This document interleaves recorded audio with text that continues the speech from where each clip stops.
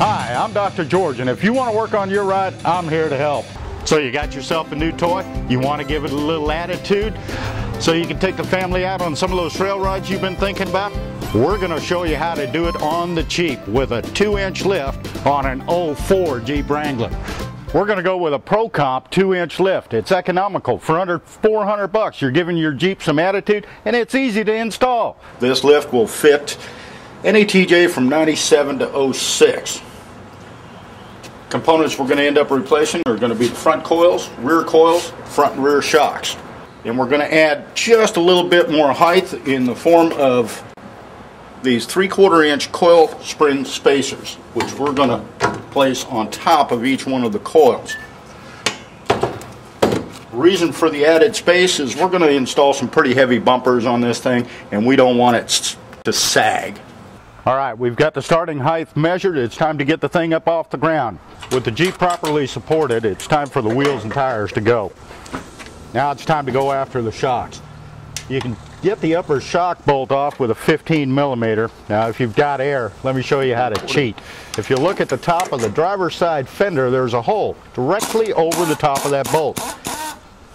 Sure makes removal of that bolt a lot easier. Now to get to the other side, you will have to remove the air box, but that's only 3 10mm bolts, and let me tell you, it's worth the time to do it. Now with everything disconnected, it's time to drop the axle and pull the springs. Since we're installing these 3/4 inch spacers, we have one extra step to take care of. Remove the factory bump stop. Take a 15mm socket, remove the bump stop cup bolt.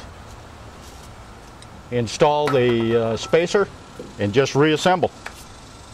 Then it's time to install the new springs. Now it's time for the shocks. For this job, you're going to want to lift that axle a little bit.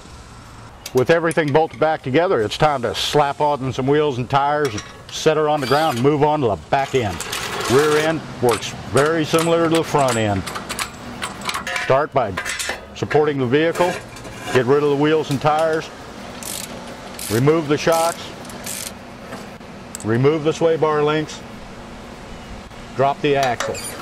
With the rear end disassembled, you're almost ready to put things together, but let's not forget those bar pins for the rear shocks. Some of the things you're going to find in the kit are bushings, metal sleeves that fit into the rubber bushings in the shock. Now, the ES9000s are a directional shock. They are marked on the shock which way is down. The sleeve you're going to need is the middle one, middle height. And it simply slides into the rubber bushing. Jeep uses a bar pin. The bar pin is supplied with the shock. Problem is, you've got to make this go in there. And sometimes that can be interesting. For the bar pin, I like to use a little lube.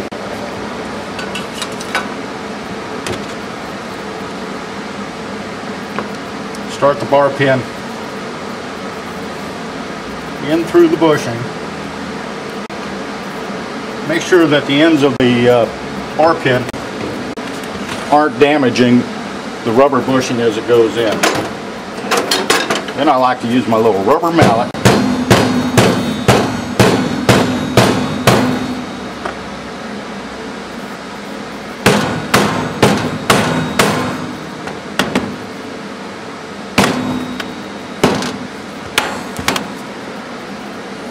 One bar pin installed.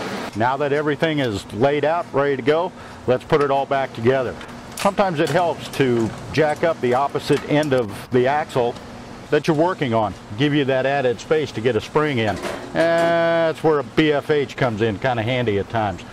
Sometimes they go in easy, sometimes not so much so.